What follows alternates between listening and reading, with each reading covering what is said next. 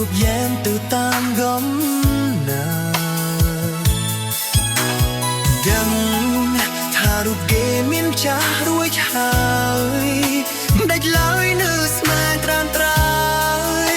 ទាំងខ្លួនឯងក៏មានចាស់ចិត្តឲ្យធ្វើយ៉ាងណាហាមចិន្តាដែលជ្រុលមិនបានជួបកលយា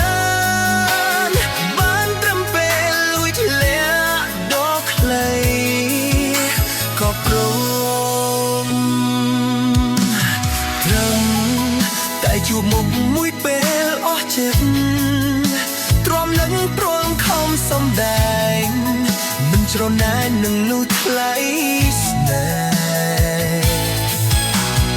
ដឹងថាខ្លួនឯងមកដល់